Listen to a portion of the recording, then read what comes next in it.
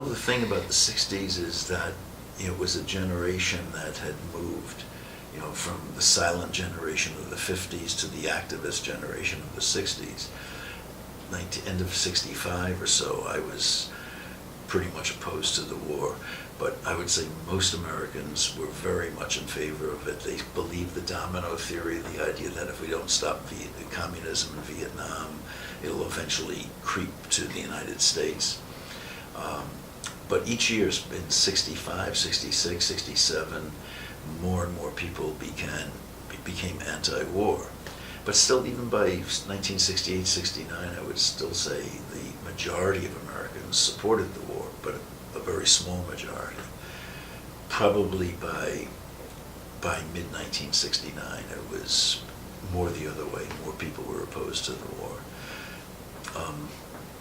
So it was a gradual kind of thing.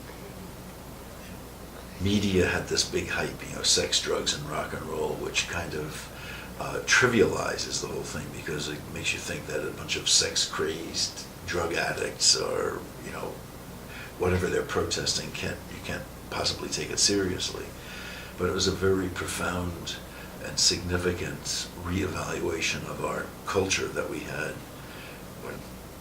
By the time the anti-war movement began, that was a little bit more in your face, although still a lot of it was like singing "We Give Peace a Chance" and all of that, and having vigils, silent vigils. But as the war dragged on, there were times I wouldn't even call it violence. Maybe things got a little out of hand. Maybe they rolled over a police car or something at one point. But nobody was really getting killed.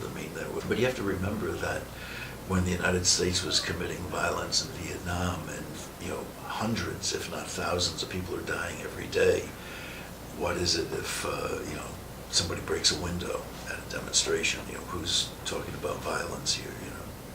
It suddenly dawned on us one day that the generation that gave us the Holocaust in Hiroshima had no right to tell us what was moral, what was right, what was wrong. And so we threw it all out the window and basically kind of reconstructed a value system.